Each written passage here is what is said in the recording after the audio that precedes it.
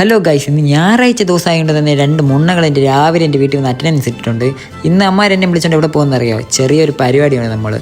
പരിപാടി പ്രത്യേകിച്ച് വേറെ ഒന്നുമില്ല. ഇന്ന് ഞായറാഴ്ച ദിവസം ഇങ്ങനെ വേസ്റ്റാക്കി കളയാന്ന് പറഞ്ഞ് നമ്മൾ ഒരു 6 എത്തിയിട്ടുണ്ട്. നമ്മൾ പോയത് വേറെ എവിടെയല്ല, നമ്മുടെ സ്വന്തം പൊഴിയൂർ 6 അപ്പോഴത്തേക്ക് ഈ പ്ലാനിങ്ങിന്റെ ആശനായ റെനിയണ്ണ എത്തിയിട്ടുണ്ട് കോഴിക്കോട്ടിലുമായിട്ട്. നമ്മളെ റെനിയണ്ണനാണ് ഈ മീൻ പിടിക്കാനുള്ള മൊത്തം പ്ലാൻ കൊണ്ടുവരുന്നത്. ചെക്കന്മാരെയൊക്കെ രാവിലെ തന്നെ വിളിച്ചു വരുത്തി. എന്തിനാണെന്ന് അറിയത്തില്ല, നമ്മൾ എത്ര പേര് എന്തിനാണെന്ന് എനിക്ക് പോലും അറിയത്തില്ല. അങ്ങനെ മീനിനും ചൂണ്ടയിട്ട് രാത്രി വന്നെടുക്കാന്ന് പറഞ്ഞ് നമ്മളിപ്പോൾ വീട്ടിലോട്ട് പോവുകയാണ്. ഇന്നത്തെ ദിവസം കൊള്ളാം. പോയപ്പോഴത്തേക്കും വണ്ടിയിൽ പെട്രോളും തീർന്ന ചവിട്ടി കുന്തി നമ്മളിപ്പോൾ പോവുകയാണ്. അങ്ങനെ ഏകദേശം 6:30 അവിടെ ആയപ്പോഴത്തേക്ക് നമ്മൾ മീനിന് ചൂണ്ടയിട്ടത് എടുക്കാൻ വേണ്ടി വന്നിരിക്കുകയാണ്. ഗൈസ്, ഞാൻ കരുതി മീൻ കിട്ടത്തില്ല എന്ന്. അത്യാവശ്യം കുഴപ്പമില്ലാതെ മീനൊക്കെ നമുക്ക് കിട്ടിയായിരുന്നു.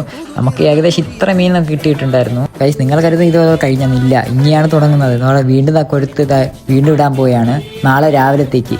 എന്നിട്ട് ഞാൻ ഒന്ന് ട്രൈ ചെയ്യാന്ന് പറഞ്ഞാൽ ട്രൈ ചെയ്യാം. അതായത് എറിയ കണ്ടില്ലേ, ഞാൻ എറിയ കണ്ടിട്ട് എൻ്റെ ഫ്രണ്ട് എന്നെ ഹെൽപ്പ് ചെയ്യാൻ വേണ്ടി വന്നത്. അവനെയും കൂടി ഞാൻ കൊല്ലുമായിരുന്നു.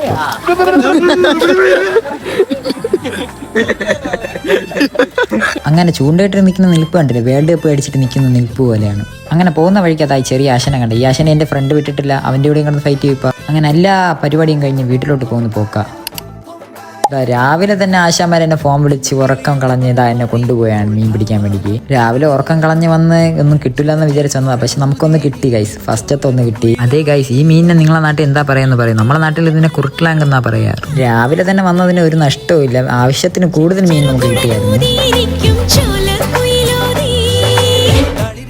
മീനെടുത്തോണ്ടിരുന്നപ്പോഴത്തേക്ക് അതാ പെട്ടെന്ന് ഒരു അതിഥി കയറി വന്നത്. നമ്മളെ സ്വന്തം മഴ. ആ മഴ വന്നപ്പോഴത്തേക്ക് ആ സ്ഥലമേ മൊത്തത്തിൽ മാറി. എന്തു ഭംഗിയാണെന്നറിയോ? ഈ മഴ നനഞ്ഞ് മീൻ പിടിക്കാൻ പ്രത്യേക വൈബാണ്. എനിക്ക് നല്ല ഇഷ്ടമാണ് മഴ നനഞ്ഞ് മീൻ പിടിക്കാൻ.